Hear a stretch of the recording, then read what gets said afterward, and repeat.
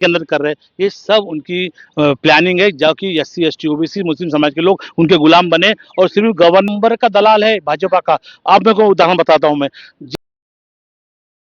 दोस्तों आप देख रहे हैं बाइट विद कशिश। इस वक्त मैं सुप्रीम कोर्ट में मौजूद हूँ और तमाम तरीके के मुद्दे इस वक्त देश में गरमाते हुए नजर आ रहे हैं, जिसमें एक सबसे बड़ा मुद्दा रहता है जातिवाद का मुद्दा। उसके साथ साथ आप देखिए कि बोधगया का मुद्दा किस तरीके से लगातार गरमाता नजर आ रहा है और बिहार चुनाव से पहले जिस तरीके से वोट लगातार कट रही है, उसको लेकर ये सवाल बना है कि आखिरकार एक बार फिर से क्यों दलितों को और SC/ST लोगों को क्यों टारगेट किया जा रहा है। तो इसी मुद्दे पे चर्चा करूंगी मैं। तमाम मुद्दे हैं इन सारी चीजों को लेकर। मेरे साथ इस पर चर्चा करने के लिए डॉक्टर सुरेश गवई जी है। तो सर स्वागत है आपका। सीधा सवाल मेरा ये है कि क्यों बार बार देश में जातिवाद का मुद्दा उठता है? देखो, आप 100 साल के पहले का इतिहास देखोगे तो भारत के दलितों को, मुस्लिमों को, जो पिछड़े समाज के लोगों को इन्होंने संपत्ति रखने को मना किया था, शिक्षा स्वास्थ्य देने को मना किया था मनुवादी व्यवस्था ने। तो वो व्यवस्था आज 70 जब से जैसे आजाद चल रही है। और इसके बाद में बाबा साहब आए, बाबा साहब ने आरक्षण दिया, शिक्षा दिया, स्वास्थ्य दिया। लेकिन इसके अंदर भी इन्होंने जो हालत देख रहे देश के अंदर, गरीबों की जमीन छीनी है, गरीबों को पढ़ने दिया नहीं, गरीबों को संपत्ति रखने का अधिकार दिया नहीं, महिलाओं पे अत्याचार, बच्चों पे अत्याचार, किसानों पे अत्याचार, मजदूरों पे अत्याचार। ये इनके पास मानसिकता जो मनुवादी मानसिकता है और मनुवादी जो सोच है, चार वर्ण में जो सोचते हैं, चाहते हैं कि हम मनुवादी व्यवस्था के, ब्राह्मण व्यवस्था के लोग हैं। ये तीनों व्यवस्था, तीनों हमारे जो क्रम है, शूद्र और वैश्य ओबीसी, ये हमारे नीचे गुलामगिरी का काम करे। लेकिन बाबा साहब ने सब देशवासियों को इससे मुक्त किया और देश का संविधान लगाया। अब उसके बाद अब आएंगे कि तुम बोलते बोधगया में क्या चल रहा है। अब बोधगया के जो 1947 में एक्ट बना था, जो म्यूनसिपलिटी एक्ट बना था, वो स्टेट गवर्नमेंट का मैटर था। वो मैटर यहाँ पर चल रहा है। लेकिन ये 12 साल बाद 2012 से नागरिक मंत्री जी ने लगाया था, बाद में सुरेश ससेन लगाया, बाद में अलका लांबा जी आए और बाकी मंत्री जी आ रहे। मैं सभी को यहाँ से अपील करता हूँ कि देखो भाई, हम समाज के एक उपासक है। हम दान धर्म करके बौद्ध विश्व को बड़ा करते हैं। बौद्ध विश्व का काम है धर्म संभालना, इसलिए उन्होंने धर्म का नाम वहाँ पर आंदोलन किया और आंदोलन छेड़ के उन्होंने बोधगया मुक्त करने के लिए आंदोलन चालू किया। और उसके अंदर क्या हो चुका है कि वो अंदर 2013 के अंदर एक नया और कानून बना कि बाबा, उसमें पहले क्या था कि 4 बौद्धों के रहेंगे और 4 तुम्हारे रहेंगे, हिंदू के रहेंगे। हिंदू नहीं, वो है ब्राह्मण। वो प्रस्ताव, वो अवस्था में वो रहेंगे, उनको रखने के लिए बोला था। लेकिन रख रखाव के लिए उन्होंने क्या रखा था, लेकिन वो उन्होंने कब्जा कर के उधर अतिक्रमण कर दिया, उन्होंने ट्रेस पास किया। तो मैं चाहता हूँ कि अगर सरकारें बदलेंगी, बिहार के अंदर सरकार देखो आज नीतीश कुमार की है, नीतीश कुमार के गले में पट्टा बीजेपी का है और नीतीश कुमार डरा हुआ है।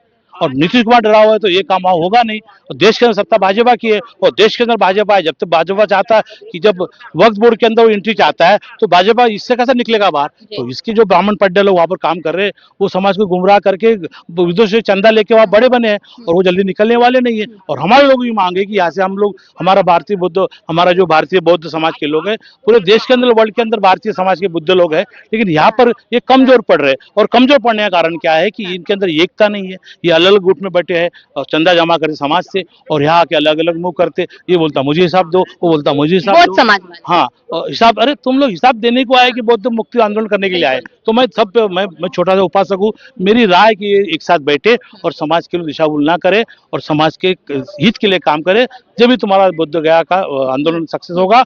और वहाँ की सरकार बदलने का काम करे। जिस सरकार है भाजपा की मुक्त सरकार, नीतीश कुमार सरकार, बदलने का काम करे। जब सरकार बदलेंगे तो तुम्हारा अधिकार तुम्हें वो सरकार देने के बाद ही मिलने वाले। ये भाजपा सरकार तुम्हें देने वाली नहीं है ऐसा। हाँ, लेकिन हो सकता है ना कि नीतीश कुमार की सरकार एक डर के कारण कहीं ना कहीं इस एक्ट को पूरी तरीके से रद्द कर दे, क्योंकि उन्हें पता है कि चुनाव बहुत नजदीक है और इन लोगों के वोट बहुत ज्यादा जरूरी है। कुछ नहीं, वहां पर अति पिछड़े ओबी समाज के वोट है 7-8% SC/ST समाज के वोट है, 3-4% ST समाज के वोट है, 12-13% के अंदर 3% ब्राह्मण के वोट है और अति ओबी समाज के वोट 70% वोट है। लेकिन इसके वजह से नीतीश कुमार डरने वाला नहीं है, क्योंकि उसके गले में पट्टा लगा है भाजपा का और मनुवादियों का, और इसलिए वो डरने वाला नहीं है। वो इनको डरने वाला नहीं है। अगर डरने वाला तो 3-4 महीने से आंदोलन चालू है, उन्होंने अभी तक निर्णय लिया होता। लेकिन वो डरने वाला नहीं है, उनको मालूम है ये लोग चिल्लाएंगे निकल जाएंगे, इसलिए इनका आंदोलन में 2 फाड़ किया, उन्होंने 4 टुकड़े कर दिया। लोग वहां आना बंद हो गया, कानून का उपयोग किया, कानून के बाद लोगों को जेल में डाला गया, किसको मारा गया, किसको गलत केस डाला गया। तो नीतीश कुमार की नीयत में खोट है, वो ये कभी भी डर के मारे करेगा नहीं। जब वहां की सरकार बदलेंगी, जब जाके वहां पर तुम्हारा बौद्धों का एक्ट कैंसिल होगा और तुम्हारा धरोहर बौद्धों के हाथ में मिलेगा, वो भी एक इसके अंदर मिलेगा। लेकिन वहाँ का जो डीएम रहेगा वो तो सरकार का रहेगा, वो सरकार डीएम तो ही तुम्हारा काम कर देगा। उसको जब सरकार को विदेश से पैसा आता है, डॉलर में पैसा आता है, वो क्यों तुमको फुकट में ऐसा दे देंगे? तुम क्या देने वाले सरकार को? जी। इसीलिए वो डरने वाले पूरा नहीं है। मामला पैसों का है। पैसों का मामला है और पैसों की वजह से कभी भी कोई भी जीता नहीं। मन लोग ही बदलना चाहिए, बिल्कुल। लोग आना चाहिए, समाज एक होना चाहिए और पूरे भारत के लोग बिहार में जाके वो सरकार को दबा लाना चाहिए और वो सरकार को उखाड़ फेंकना चाहिए नीतीश के, जब जाके तुम्हारा वो आंदोलन सक्सेस होगा। ऐसे में यहाँ सुप्रीम कोर्ट के आवाज से सुप्रीम कोर्ट को मध्य रख के मैं आपको समाज को बोलता है कि ये जो अलग अलग गुट है इनको एक करने का काम करो, इनको अलग अलग मीटिंग मत दो, इनको अलग बैठने के लिए मना करो। भाई साहब तुम एक हो जाओ, हम आपके उपासक है, हमें तो पॉलिटिकल नहीं आता है, हम धार्मिक लोग हैं, हमें एक करने के लिए इनके लिए सबने प्रयास करना चाहिए। जी, अभी बिहार में एसआईआर को लेकर लगातार जो चीजें हैं वो गरमाती नजर आ रही है, जिसमें कहीं ना कहीं जिस तरीके से जानकारी आती है कि 65 लाख वोट काट दिए गए। कुछ लोग ये कह रहे हैं कि वहां पर एससी एसटी ओबीसी वाले जो लोग हैं उनके वोट काटे गए हैं, उनसे नहीं वोट चाहिए। इस तरीके की जानकारी सामने आ रही है, कैसे देख रहे हैं एसआईआर को? देखो देश के अंदर जब तक ईवीएम रहेगा, देख रहे हरियाणा का चुनाव, आप देख रहे पंजाब का चुनाव, पंजाब आपके सामने वो तुम्हारे डीएम ने धड़ाधड़ वोट बदल के किया था, वैसा ही यहाँ भी करेंगे। आप महाराष्ट्र का चुनाव देखो, महाराष्ट्र के अंदर लोकसभा के अंदर भारी मात्रा में इंडिया गठबंधन जीत के आता है और विधानसभा में हार जाता है। इसका कारण क्या कि उन्होंने मशीनें मैच की थी, वोटिंग की मिसिंग की थी, नकली वोटर ला के डाले थे, मशीनें बदली थी, इसीलिए वहां पर महाराष्ट्र के चुनाव अंदर आयोग कह रहे हैं, चुनाव आयोग ने कहा कि हमने दोबारा से सारी चीजें टेस्ट कराई है और सब कुछ निष्पक्ष है, तो आप चुनाव आयोग पे बेफालतू का इल्जाम लगाते हैं, इस तरीके की कहा जा अरे रहा है। फिर चुनाव बेमतलब ने, चुनाव एक नंबर का दलाल है भाजपा का। आप मेरे को उदाहरण बताता हूं मैं, जब चंडीगढ़ के अंदर, बिहार के अंदर, हरियाणा के अंदर वकीलों ने हमें डाटा मांगा, डाटा दो, आटा दो, हमारा जो भी प्रोसेस आपने किया कि वो दे नहीं सके, उन्होंने एक नियम बदल दिया। इसका मतलब डरे हुए हैं। उसके बाद में उन्होंने एक और नियम बदला कि जहाँ पर सुप्रीम कोर्ट के अंदर का वकील यानी चीफ जस्टिस है, चुनाव निवडणूक आयोग में होता है, उसने उसको भी निकाल दिया। इसका मतलब वो फ्रॉड कर रहे, वो भ्रम फैला रहे। लेकिन चुनाव आयोग एक पट्टा पहना हुआ है तुम्हारी भाजपा का, इसलिए मनुवाद व्यवस्था का पट्टा पहना हुआ है। जब तक पट्टा उससे निकलता नहीं, स्वतंत्र संस्था चल नहीं पाएंगी। उस पर ईडी सीडी आईडी का डर लगा के आप ये इल्जाम लगा रहे हैं कि सब भाजपा चला रही है, सब कुछ भाजपा के चला रही है। देखो आप 11 साल के अंदर रिजर्वेशन खलास कर दिया, लैटरल एंट्री चालू कर दिया, रिजर्वेशन के अंदर आरक्षण था एससी एसटी ओबीसी को गवर्नमेंट सेक्टर में, वो सेक्टर पूरे बेच दिया, बाद में नोटबंदी कर दिया, बाद में वोटबंदी कर बिहार के अंदर कर रहे हैं। ये सब उनकी प्लानिंग है, जो कि एससी एसटी ओबीसी मुस्लिम समाज के लोग उनके गुलाम बने और सिर्फ गवर्निंग पॉलिसी में वो काम करे। अभी सर्वाइविंग पॉलिसी और गवर्निंग पॉलिसी, ये दो पॉलिसी उन्होंने लगाया है। गवर्निंग पॉलिसी में क्या होता है कि जो ऊंचे लोग हैं वही गवर्निंग करेंगे, कॉलेज स्कूल इंजीनियरिंग कॉलेज चलाएंगे। अभी उन्होंने नई पॉलिसी नीति आयोग ने लाया और इन्होंने क्या लाया, सर्वाइविंग पॉलिसी। सर्वाइविंग पॉलिसी मतलब तुम्हारा एससी एसटी ओबीसी मुस्लिम समाज के लोग सर्वाइव करने की जिएगा, काम करेगा, हमाली करेगा, गाय धोएगा, मट्टी धोएगा, यही काम करेगा, इसलिए उसको सर्वाइविंग पॉलिसी हुआ। लेकिन बाबा साहब संविधान में ये नहीं दिया है, इसलिए बाबा साहब संविधान ने सबको राइट्स पढ़ने का दिया, शिक्षा का राइट दिया। ये सब छीनना चाहते हैं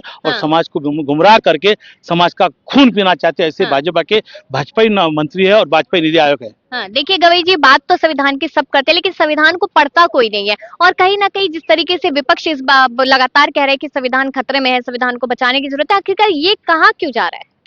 देखो आप रोज का सुप्रीम कोर्ट के अंदर आने वाले जो केसेस देखो, आप रोज का डिबेट देखो संसद का, तो वहां पर तुम्हारे डिबेटों की वो धज्जियां उड़ा रहे ना।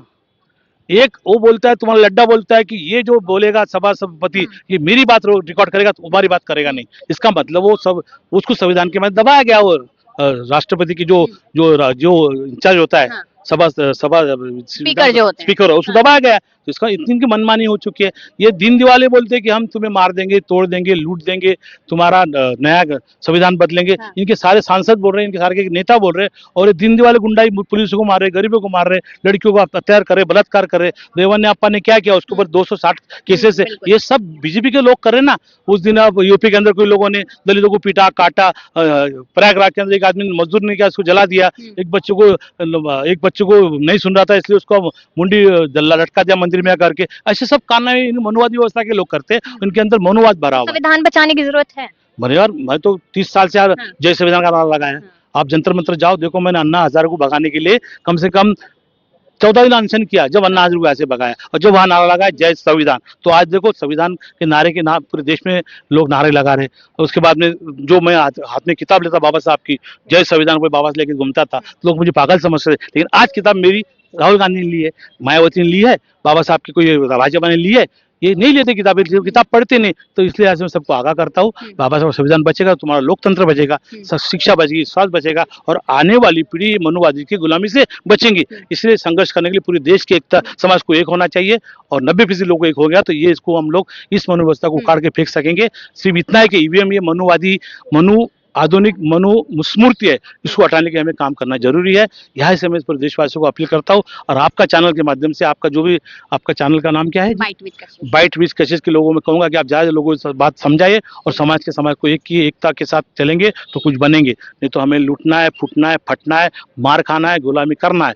इसलिए देशवासियों को वोट का अधिकार दिया था बाबा साहब ने, लेकिन सोच के साथ में ऐसा अलग अलग गुट में बटोगे, अलग अलग पार्टियों में बटोगे, अलग अलग संगठन में बटोगे, अलग अलग संस्थाओं में बटोगे, अलग अलग धार्मिक संस्थाओं में बटोगे, तो तुम्हें ये तो मारेंगे, तुमको अशक्त हो, तुम्हारे में खून नहीं है, तुम्हें पीटेंगे, मारेंगे, और तुम्हें फाड़ेंगे, फोड़ेंगे, तुम्हारा अत्याचार बढ़ाएंगे। इसलिए समाजवासियों को मैं एक छोटा सा कलाकार, छोटा सा एक समाज सेवक डॉक्टर सुरेश गवई, इस माध्यम से समाज को जागरूक करना चाहता हूँ, और 30 साल से जागरूक कर रहा हूँ। उसके रिजल्ट मुझे कुछ देखने को मिले लोकसभा में, आने वाले विधानसभा में देखने को मिलेंगे, ऐसी मैं आशा रखता हूँ।